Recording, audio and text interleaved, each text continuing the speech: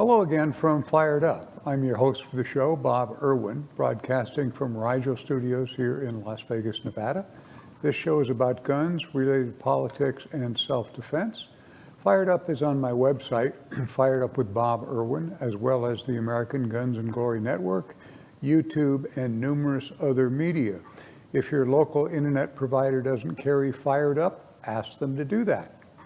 A new show is posted every Thursday around 5 p.m. Pacific time.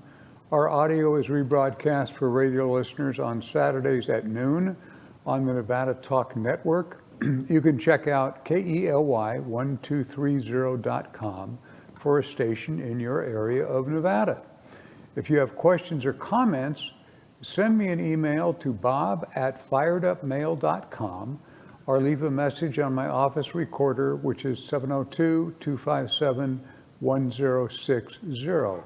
If you would like a call back, please leave your contact number. Okay, there are several hundred defensive uses of firearms each week in the United States, rarely truthfully or fully covered by news media. I always select a few for my listeners' information.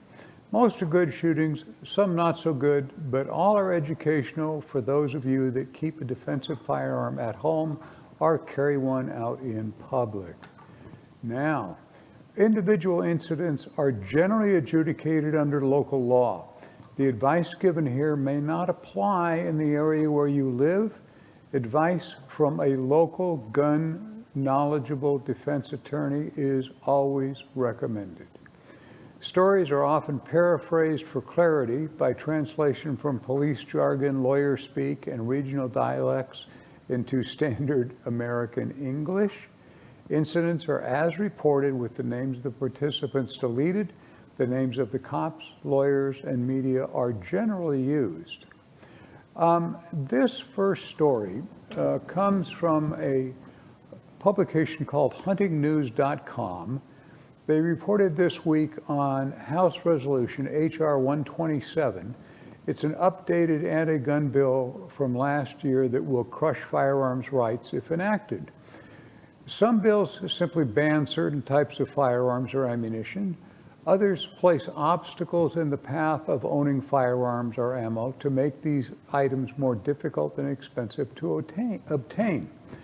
The fundamental flaw in these approaches is that they treat all law-abiding firearms owners as would-be criminals, when the reality is that most firearm-related assaults and homicides are committed by criminals who, by definition, don't obey the law.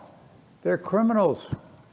H.R. 127 combines both approaches. It bans common types of ammunition and original equipment magazines for most self-defense firearms. It also makes firearms more difficult to obtain and possess through a licensing and registration program. H.R. 127 would ban common types of ammunition, including every shotgun shell larger than .410. The bill states it shall be unlawful for any person to possess ammunition that is .50 caliber or greater. Violations of this ban would result in the imposition of a fine of at least $50,000 and imprisonment for at least 10 years. It would ban innumerable numbers of shotgun shells currently possessed by people for lawful purposes. It also makes it impossible for Americans to follow President Biden's advice to keep a double-barrel 12-gauge shotgun for self-defense. H.R. 127 would force Americans to relinquish hundreds of millions of firearm magazines with no compensation. The bill states it shall be unlawful for any person to possess a large capacity ammunition feeding device, and defines such devices to include those that can be readily restored or converted to accept more than 10 rounds of ammunition, excluding certain integral .22 rimfire magazines. As with the ban on shotgun shells, H.R. 127's magazine ban would apply retroactively by including magazines already owned by millions of Americans with no compensation. H.R. 127 would require the federal government to register some 400 million guns. The bill states that registration information would have to be provided to the Bureau of Alcohol, Tobacco, Firearms, and Explosives, and in the case of a firearm, acquired before the effective date of this section of the law. In other words, within 3 months of the effective date of this section, the firearm registry database would have to be made available to all members of the public as well as all branches of the United States Armed Forces. Under the Fifth Amendment, of course, criminals who possess firearms illegally could not be required to disclose their firearms possession through registration because they'd be self-incriminating. So it makes it illegal for criminals to sign up for this registration, but it's required of everybody else who's not a criminal. H.R. 127 would retroactively criminalize firearm ownership by young adults. Currently, there is no federal prohibition on adults aged 18 or older possessing otherwise lawful firearms. H.R. 127, however, would require a license to possess any firearm, and the licenses would only be available to those aged 21 or older. H.R. 127 would discourage voluntary mental health treatment, including for combat veterans or victims of violent trauma, by permanently prohibiting the issuance of a license to anyone who, quote, has been hospitalized with a mental illness, disturbance, diagnosis, or an addiction to a controlled substance or alcohol. Anybody who had been hospitalized with a brain disease, whatever that means, would also be ineligible for a license, including those suffering from brain cancer, epilepsy, or Parkinson's. H.R. 127 effectively prices firearms ownership out of the reach of many of the poorest and most vulnerable citizens by requiring the holder of a firearm license to buy liability insurance with an estimated cost of $800 per year, renewable every year. Licensed applicants and even other members of their household would also have to undergo psychological evaluations at their own expense. Comments here. Obviously, H.R. 127 is not going to be enacted. It currently has no co-sponsors and will not even be introduced in Congress. It does, however, reflect the hard left wish list if they gain more full control of government. This is, however, a serious warning to all Americans to support pro-gun candidates for public offices at every level. Talking is of little help. Doing things like supporting pro-Second Amendment candidates financially, volunteering to help them get elected, and helping get out the pro-gun voters will have a real effect. So get involved in the election if you want to keep your guns. Story number 2.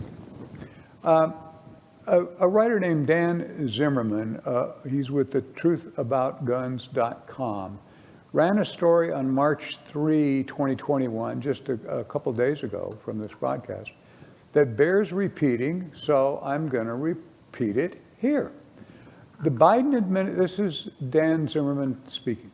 The Biden administration is not trying to address an issue or fix a symptom. It is targeting a figment of your imagination. The president has yet to address fully how to combat the large issue of illegally acquired firearms used to commit offenses. Based on a 2016 survey of prison inmates, the Justice Department reported in 2019 that among prisoners who possessed a gun during their offense, 90% did not obtain it from a retail source. Read that again. Among the individuals arrested, convicted, and sentenced, 90% of the firearms used in gun-related crimes did not come from legal sources, which includes gun shows. Astoundingly, only 0.8% of prisoners who had a firearm during their offense legally obtained it at a gun show. So less than 10% of all firearms used in gun-related offenses came from gun shows. This is fascinating, seeing that the current administration and congressional majority would have us believe the gun show loophole is one area where the plague of gun violence is sprawling from, and is just common sense to address it. But yet again, the facts show this is an illusion.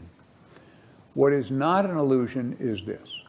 If the Biden administration successfully shoves firearm regulation through Congress or enables it through executive action, Biden will be solely responsible for criminalizing the estimated 72 million people who legally own firearms, as if our prison and legal system weren't overburdened enough. So much for what they call common sense. My comments here is I could not have said this better myself. I actually changed one word in this because I had to look it up in the dictionary, so I put the definition in there. So that's what's coming up. I would encourage you to go out and work for candidates. We're going to break a few minutes here for a commercial about my book. It's on Amazon Kindle. This takes a couple minutes. We'll be right back. Watch and learn.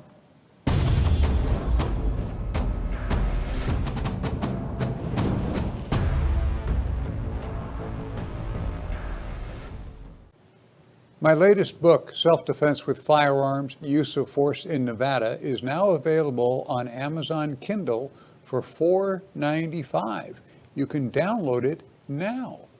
It contains examples of dozens of shootings and pointing a firearm cases that I personally experienced in my 24 years in law enforcement, or where I testified in court or deposition as a firearm and use of force expert. The book is about the use of firearms in defense of yourself and others in my home state of Nevada. I have appeared as an expert witness in Nevada courts dozens of times, and that experience has shown me the necessity of putting pen to paper once again. Nevada state law as printed can be misleading to those of you who read it, as it is written in legal jargon, what I usually call lawyer speak. These statutes are also bent or even broken by the courts in their everyday decisions that we generally call case law. Those are rulings that say this or that statute does not apply in a particular incident and similar cases. That causes the law you are depending on when you make a decision to use your firearm only partially or not apply at all to your actions. Relevant Nevada statute numbers are included here and there, so readers may look up current wording on the Nevada State website. Teaching firearms in 28 law enforcement academies, including cadets from 26 different Nevada agencies, personally instructing over 30,000 concealed firearm permit students and 20,000 private security officers, I've discovered a lot of commonalities in deadly force incidents. Less than 100 pages, this book offers advice that can save lives and costs of expensive defense lawyers to reduce your losses in the inevitable civil lawsuits that follow these incidents. Get a copy, learn how to avoid, prepare for, and react to life-threatening situations.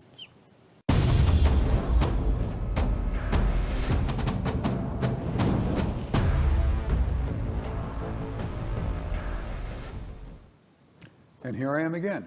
The book's real. It looks like this. It looks like it has a lot more pages when it's in that cartoon version. This is just under 100 pages. You can read the whole thing in an hour and a half.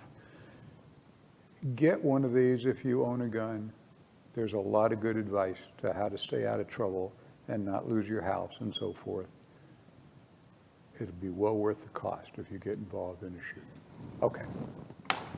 Now, this next story number 3, comes from KLTV7, a journalist named Gary Bass, reports February 25, 2021 in Rusk County, Texas. Rusk County Sheriff's deputies responded to a 911 call about gunshots at a home in the 10,000 block of Main Street in New London on Sunday. When the deputies got to the scene, they found 3 gunshot victims, 2 men and a woman. a medical helicopter transported the two men to a Tyler hospital. An ambulance took the woman to a local hospital as well. The preliminary investigation revealed that an armed male entered the residence without consent. This woke up the other male who lives at this address. Words were exchanged between the two males, and both males began shooting at one another. Both men were shot multiple times, and the woman was hit as well. The man that broke into the home later died as a result of his injuries. The sheriff's office stated that no other information will be released until after the grand jury has convened to review the case. The district attorney's office was notified that they will assist with presenting the case to a grand jury. Comments here. This case will start out as a question of who fired first. That's the issue. When somebody breaks into your home and there's an exchange of gunfire, that, of course, is not really a valid question. When an angry opponent points a firearm at you, you actually don't need to wait until he shoots you to fire at him. When the threat is imminent, apply the first rule of gunfights: don't get killed. If you are dead, you need not worry about being charged with murder. Virtually all shootings end up in civil court over civil lawsuits. The close calls are reviewed by law enforcement and prosecutors to consider if criminal charges are appropriate. Both criminal and civil cases are usually resolved without a trial. Criminal cases with a plea bargain and civil cases with a cash settlement or I'll do this or that settlement. Actually, trials in front of a jury are quite rare and happen in less than 2% of all shooting incidents. So there's a 98% you're not going to go to trial. So listen to your lawyer and don't talk without him there. Fourth story. The Journal Inquirer, a journalist named Alex Wood, reports February 22nd, 2021, in Manchester, Connecticut, an East Hartford man who admitted to federal agents that he had been using marijuana regularly while owning a gun was sentenced last week by a judge who noted that marijuana will soon be legal and called the defendant's situation tragic. In explaining the background of the case, prosecutor Michael J. Gustafson expressed suspicion that the 31-year-old defendant had legally disposed of 20 guns in the 3 years before the agents from the U.S. Bureau of Alcohol, Tobacco, Firearms, and Explosives met with him on February 22nd in 2019.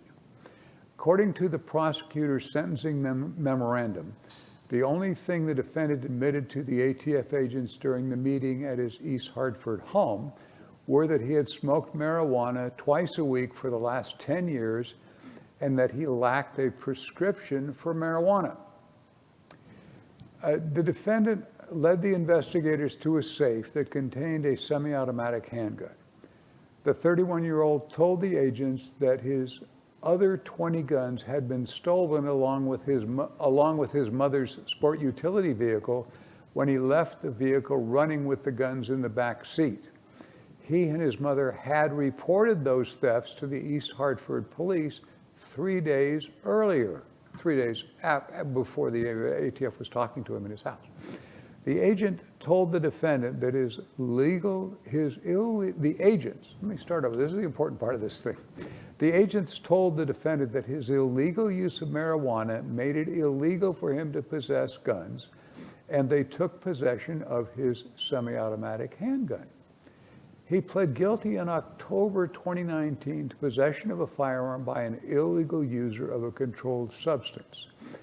Federal sentencing guidelines called for the 31-year-old defendant to receive a sentence in the range of 10 to 16 months in prison, although a federal probation officer later computed a guidance range of 18 to 24 months imprisonment.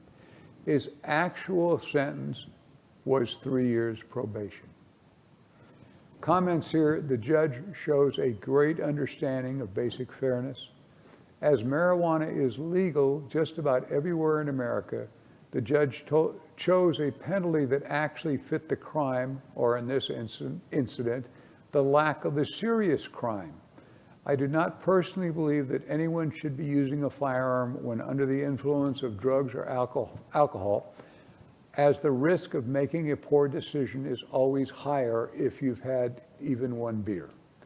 There are lots of self-defense cases wherein the shooter had one beer and then is physically attacked and shoots the attacker. We've had a couple of them here in Vegas in the last week. Then the arguments start again. Was his judgment impaired by the one beer? More fodder for the lawsuit lawyers. Remember, everybody sues everybody for everything. When there's a shooting, don't be under the influence of even one beer when you're handling firearms. Now we're going to break for a word from some of our friends and associates. I'll be right back with more stuff. Don't go away.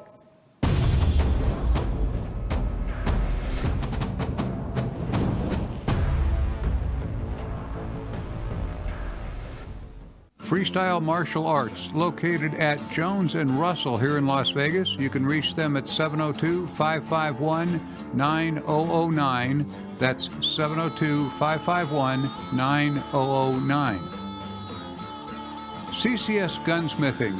Chris Eifelt, the man who does all the NRA help, he's at 2216 South Rainbow Boulevard near Sahara. He can be reached at 702-365-1732. Once again, 702-365-1732. Jerry Creed, a trust attorney. If you have a firearms trust or need one, this is your guy. You can reach Jerry at 702-806-7777. That is 702-806-7777. CCW Maggie is found all over the internet. You can reach her by phone at 702-375-5900. That's 702-375-5900. All sorts of firearms training, ladies only classes. She is the best of the best. Call CCW Maggie.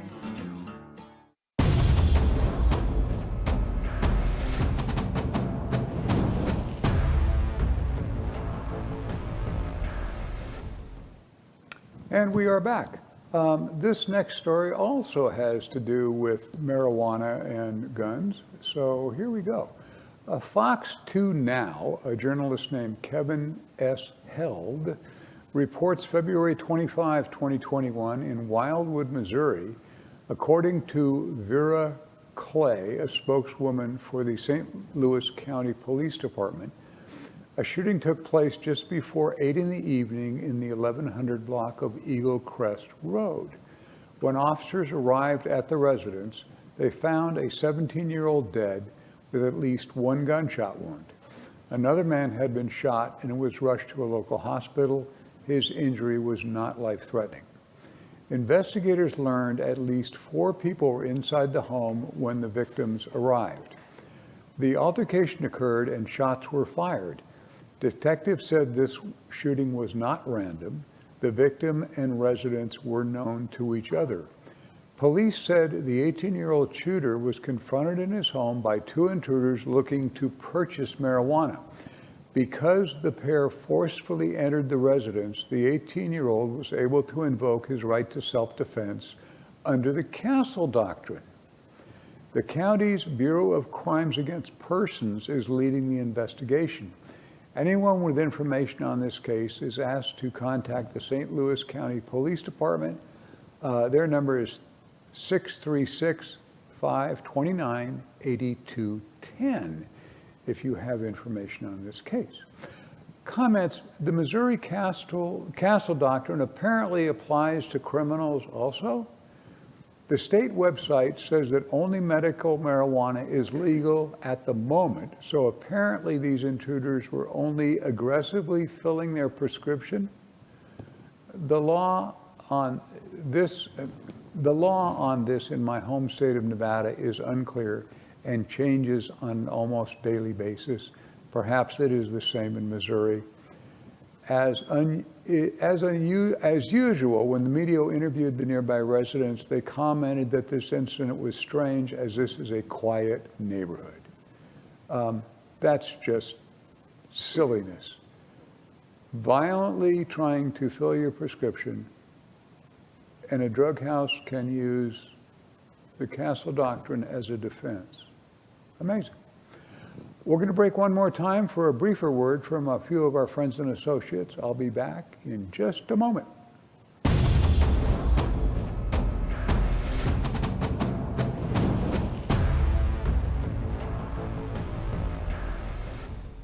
Attorney Donald J. Green, a common guest of mine on Fired Up. He can be reached at 702-409-8239. He specializes in gun case litigation. He is your man. Don Green, 702-409-8239. And Battlefield Vegas, my new kind of home for this show. They're on Circus Circus Drive, directly behind the Circus Circus Hotel and Casino. You can find them there with CCW classes and an amazing place for gun rentals, everything you could possibly imagine. Check out, if you're in town as a tourist, check out battlefieldvegas.com.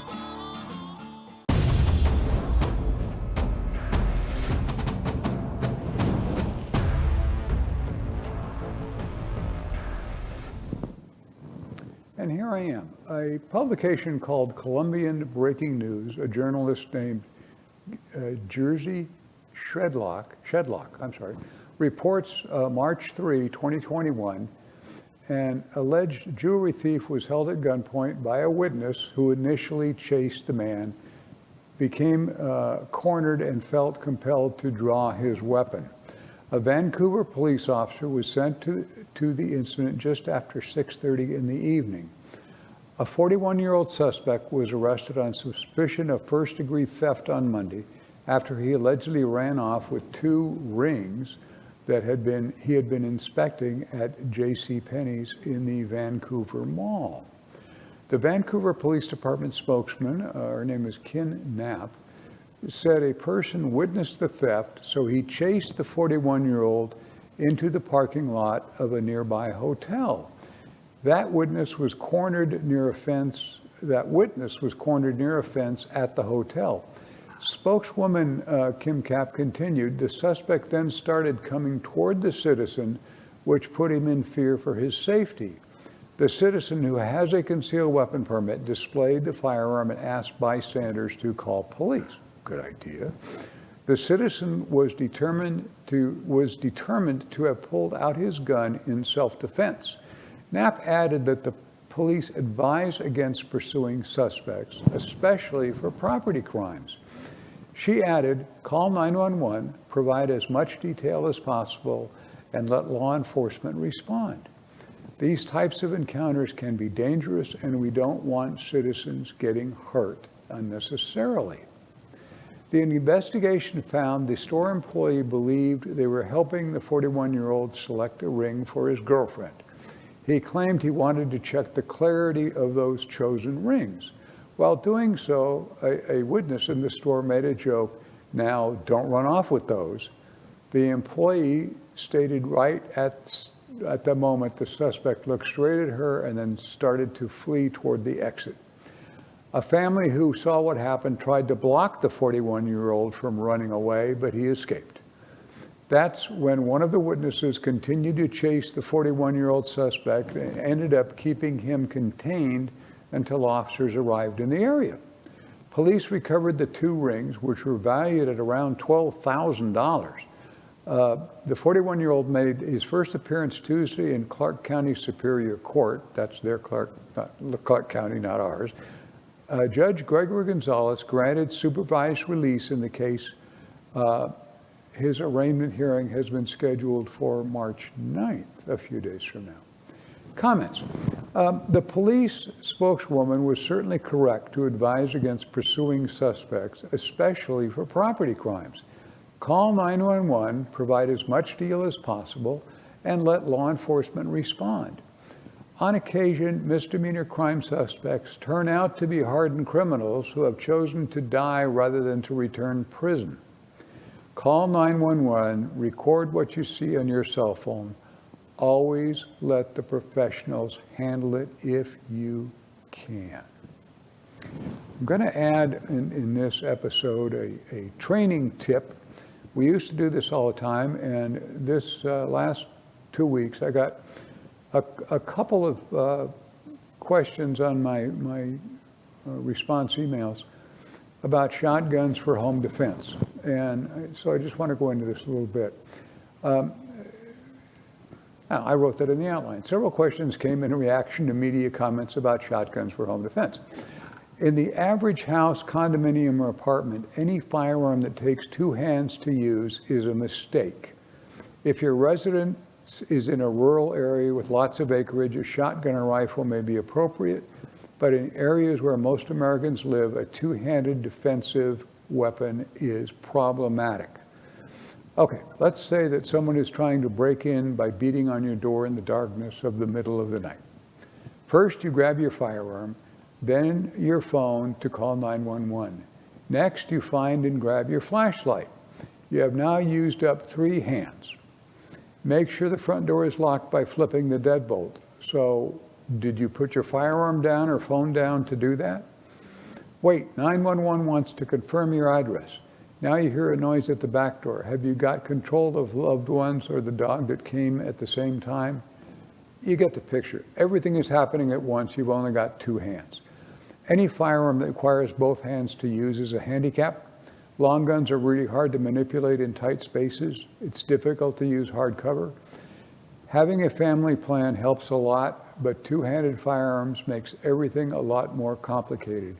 Inside your residence, distances are close. Your shotgun pattern will not cover the entire wall like in the movies. The rough rule is the pattern covers 1 inch per 1 yard from the muzzle. Shotguns actually must be aimed if you used indoors. Rifles tend to overpenetrate and endanger the neighbors. If you practice with your handgun at all, you can certainly hit a human-sized target at 15 feet. Training and practice is the key to successful home defense. Okay, we're done. I'll be back next Thursday on my website, firedupwithboberwin.com, the American Guns and Glory Network, and numerous other websites, television, and radio station. When watching any media, please click on subscribe so new shows can be sent to your phone or computer automatically each week. You can check out my recent shows at firedupwithboberwin.com. It contains several dozen episodes.